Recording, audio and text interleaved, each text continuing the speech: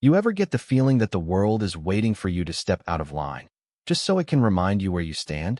That's exactly how it went down for me on a Saturday that started out like any other. Except, well, let's just say it didn't end that way. I was out in Charleston, minding my business, hunting for the perfect birthday gift for my husband. And you'd think a federal prosecutor could just buy a blazer and move on, right? Yeah, keep dreaming. I'll never forget the way that boutique looked when I walked in. Glass case, soft lights, that kind of hush that says, don't touch unless you're sure.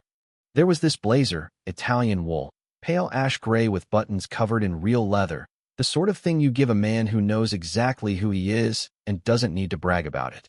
I didn't even bother checking the price. When it's right, it's right. I just pictured Marcus, my husband, pulling the wrapping paper back and giving me that look he gives when I nail it. That's all I needed. Everything about that place was different. No pushy staff, no hard sell. Just people who trusted you knew what you were doing. I paid, asked for a birthday wrap, and within minutes I was out on Riverside Row, just another woman in a crisp white shirt and cream trousers, holding a Chanel bag close to my side. Yeah, that bag. The one Marcus gave me after I won that human rights case. The one that barely made the news, but meant the world to one family down south. He told me, you need something worthy to carry alongside you. Maybe he should have warned me what it might cost.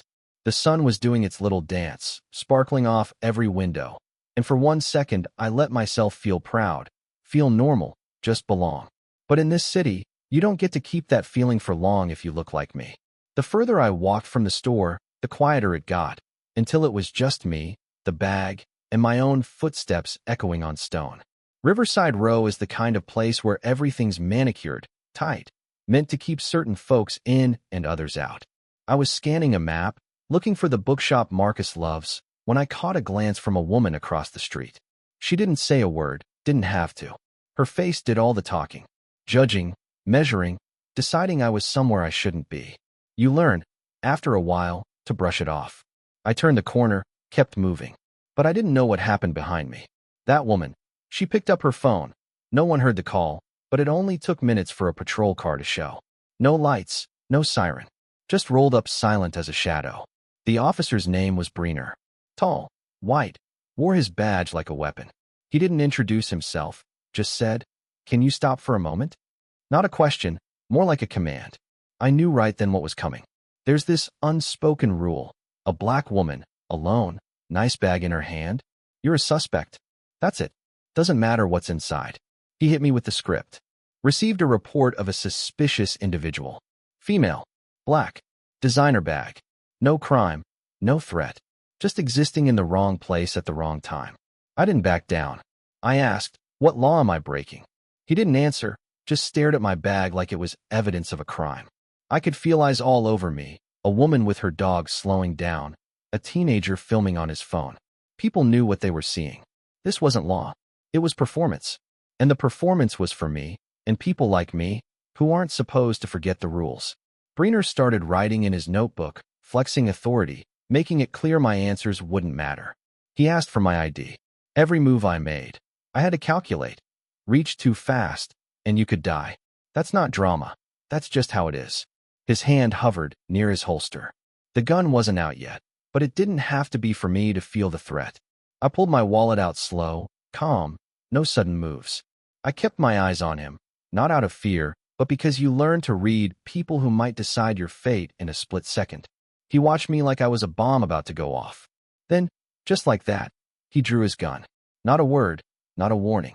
Just a gun in my face because, in his mind, black plus luxury equals dangerous. Nobody screamed, but the street changed. I could feel the fear in the air, the judgment, the questions people would ask later. Why didn't she just do what she was told? Why was she there? I kept my hands up, showing my ID, and all I could think was, this is what it's come to. You follow every rule, and still, it's never enough. 3 seconds. That's how long the whole world seemed to freeze. A schoolboy stopped his bike, a man started filming, and the street became a stage for everything broken in this country.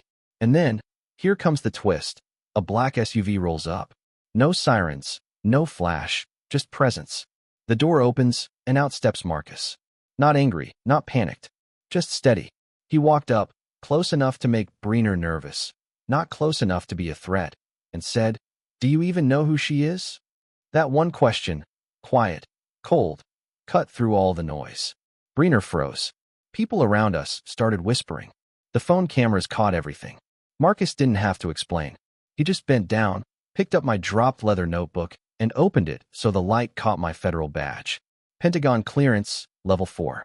Anyone in law enforcement knows you don't point a gun at someone with that badge, not unless you want to answer to a much higher power.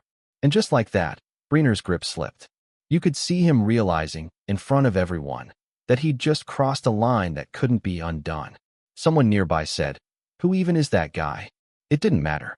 What mattered was the silence, the way the whole street held its breath, waiting to see what would happen next. I didn't move. I didn't need to. Marcus didn't need to say another word. He let the badge and the truth do all the talking. The video hit the internet before we even left the scene. 3 hours later, it was everywhere. People weren't just angry. They were shocked to see, for once, what happens when the system eats itself. Someone found out who I was. Someone else dug up Breener's record. He'd been fired years ago from a detention center I'd investigated for civil rights violations. The same man, same playbook, different day. What blew things up wasn't just the gun or the video, it was the receipts. Internal emails leaked. Turns out, Breener was placed on patrol specifically to watch for atypical behavior, which was code for people like me, black, spending beyond social norms, especially with luxury goods. That wasn't an accident, it was policy. No one replied to the email, no one questioned it. Silence, you know what I mean? Suddenly, it wasn't about me, or even about Marcus. It was about a city and a department that had quietly agreed who belongs and who doesn't, who gets the benefit of the doubt, and who gets a gun in their face. The press showed up, not just to report, but to dig. NBC, The Root, The Washington Post, they weren't taking the department's word for it anymore. They wanted the data, the patrol logs, every complaint that ever got swept aside.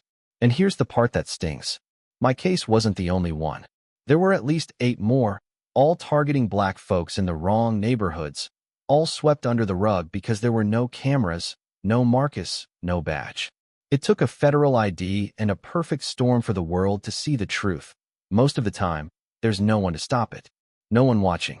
The hearing for Breener was a circus of denial. He repeated the same lines: suspicious behavior, protocol, safety. Like a robot, not a human. The data didn't lie, though. Out of 236 stops, 91% were people of color. Every time he reached for his gun, not once was the person white. When asked why a Chanel bag was a threat, he had no answer. Just silence. And the silence was louder than anything he could have said. Marcus never spoke at the hearing. He didn't need to. His presence alone was enough to remind everyone what real power looks like. Calm, silent, unblinking.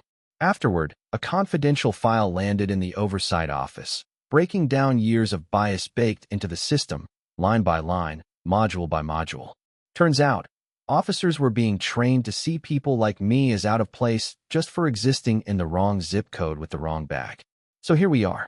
The world's still spinning, Charleston PD scrambling, but everyone knows. This time, the story can't be cleaned up or hidden away. It's out there, with millions watching. I'm not naive enough to think this fixes everything. But now, every officer who steps out of a car knows someone's watching, knows the next Marcus could show up at any second, knows the silence is over. And maybe, just maybe, next time a woman like me steps out with her head high, bag on her arm, and purpose in her step, the world will remember this story and think twice before pulling the trigger, or maybe Eve. In putting a hand on a holster at all. You got something to say? Drop it in the comments. Do you think this was justice? Do you think the system is broken? Or was this just one man's mistake? Where do we draw the line between keeping order and crossing it? I want to know what you think, because this isn't just my story, it's all of ours now.